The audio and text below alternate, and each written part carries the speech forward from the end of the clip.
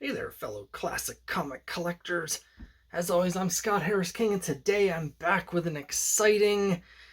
Uh, I don't want to overhype this. Actually, I thought I was going to have a really exciting video. You may or may not have noticed, but usually I try and do 2 videos a week, and I only got one last week. And the reason for that is because I was on vacation, and I was like, I'm gonna go to some comic book stores and I'm gonna post some cool videos showing all the cool comic book stores that I went to. But I didn't. I couldn't because there weren't any comic book stores in the area, and the closest one that I was gonna go to instead on the way home was closed.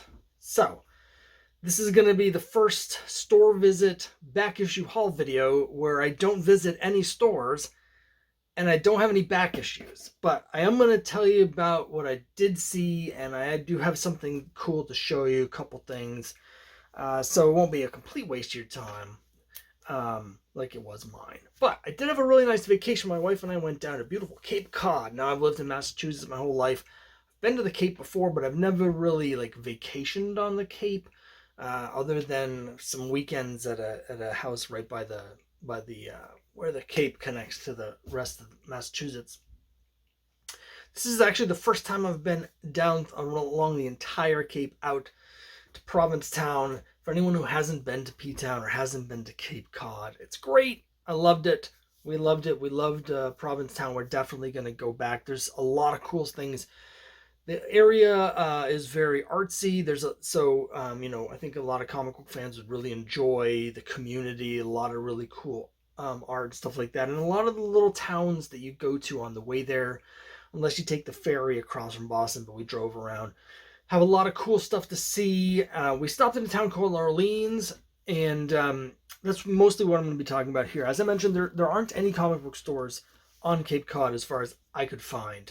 I did some Google searching and some other internet searching, and I couldn't find any. Now, there is a Newbury Comics I did want to mention for people who are visiting from out of town. If you're doing the Google, you look for comic book stores in the Cape, it's going to come up with Newbury Comics. For those from that are in the area, you may think, "Wait, it's a comic book store." Well, it kind of. Newbury Comics is actually a chain of music stores. Now, they started out as a comic store back in the 70s. These ended up pretty quickly, I guess, making most of their money through record sales, album sales, CDs, whatever. So if you go in there, they do have comics, mostly new issues. They may have some back issue bins, which will just be whatever they have left over from previous months of their new issues. And they'll have merchandise. They'll have graphic novels. They'll have collections. They'll have T-shirts and mugs and stuff like that. But they don't really have back issues, and comics is not their primary focus. So wanted to mention that for just as a general guide. There's Newbury Comics that are like all over Massachusetts and parts of New England, like New Hampshire and stuff. And they have cool stuff. It's definitely a cool store to go to, particularly if you go to the original store on Newbury Street in Boston. But it's not really a comic book store. And so, in the town of Orleans, though, if you do like a Google Map search for comic book stores on Cape Cod, you'll find this place called Greg's Used Books. Now, it's not a comic book store either, but I went to Orleans. We stopped there, and super cool town. There's this cool bike trail that goes to the town. Cape is really great for biking. There's some beaches there, which we didn't go to. Some great little shops, like vintage boutiques and little cafes. And there was like a little area set up where they had all of these little booths, like outdoor booths with different. It's like a craft festival. If you've ever been to like a Christmas market, it was kind of like that, but I guess it's like all summer or all year round. I'm not sure. So there are all these like local artisans who had the stuff that they do there. So that was really cool. So I went into Greg's, and I knew that it was going to be cool because when I was looking for Greg's, it's behind this building, and there was a sign there saying Greg's with an arrow, and it had a picture of a Medusa.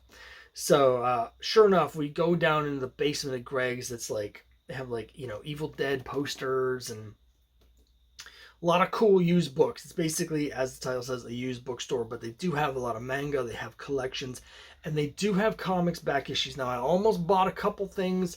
Prices were, again, and I've said this a lot recently, they were reasonable for today's market, which is too expensive for me because I'm an old school cheapskate.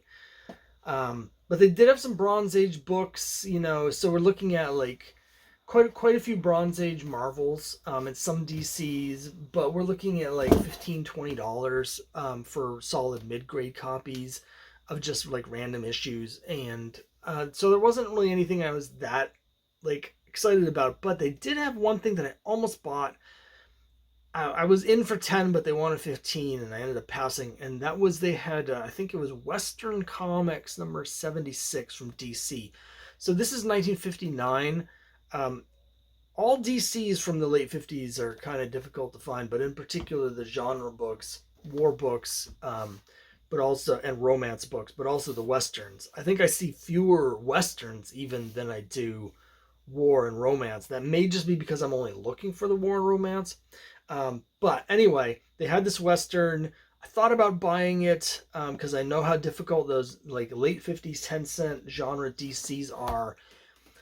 Did a little bit of research. I thought it might have some Alex Toth because I know he did a lot of stuff for DC in the 50s in their genre books. But no, had Gil Kane art, it had Carmen Infantino, but ultimately I passed on it. But I did get one thing there, which is really cool. Again, a used bookstore, and they had this. It's the comic book edited by Don Thompson and Dick Lupoff. This is from 1973, a hardcover first print. And basically what this is there was this wave of comics fandom and journalism in the very early 70s, late 60s, early 70s, where fandom started taking off, and where we had this generation of people who grew up reading comics and are basically like, now that they're adults, they wanted to say that comics actually do have some kind of artistic value. And that movement, you see a lot of stuff in the around 1970, a whole movement. And at the forefront were these guys here with their famous book All in Color for a Dime. This was the sequel to that. So that sold well. They did a second one, and it's full of essays about comics, and it's got lots of illustrations, pages from different comics to illustrate what the different essays are talking about, original art, stuff like that. So I haven't read it yet, but it was one I definitely wanted to get for my collection. $12.50 seemed like a great deal for this original first print. So very excited. If you're in the area, Orleans, check out Greg's used books. They had quite a few back issues, mostly Bronze Age. They had some more modern stuff that was cheaper. They had dollar books, just nothing that I felt like buying. And it's just a great area. We ended up finding a really cool beach the next day. The water was much warmer than usually. The water up here in the ocean is very cold, but it was on the bay side. So the waves weren't nearly as strong. The water was warmer than the Atlantic side. So just a couple tips. But hopefully next time the comic book stores, like I said, there isn't a comic book store technically on the Cape. There's two bridges that basically lead to the Cape, and right near one of them is a comic store, but it was closed the day that we were going through that area, unfortunately. So next time I'm down there, hopefully I'll get to see that. There's a lot of comic stores down in southern Mass near the Cape that I have never been to at all. So that's like a big blank spot in my experience. So at some point we're going to get down to Fall River and those areas and check out a bunch of comic book stores. But anyway, one other thing I want to show you, not from this trip, but I forgot to put it in the last video. Image has a new series called Love Everlasting, which is sort of like a romance thriller series about immortal vampires.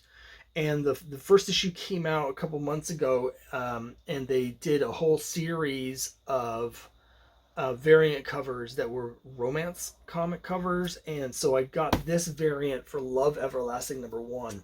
It's the 1950s Charlton homage. So you can see it's got the logo, the design, everything is done to make it look like a 1950s Charlton romance. I don't think I ever expected to see an homage to 50s Charlton romance.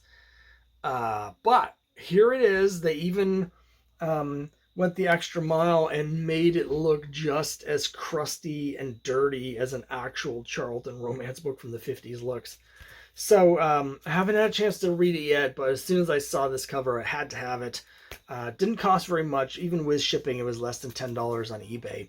So you may want to check that out again. It's Love Everlasting #1. There's a whole series of covers. There are other romance comic homage covers, but this is the one that really caught my eye because of the Charlton. So that's it for this time. Thanks very much for watching. Let me know what you think down below, and I'll see you next time.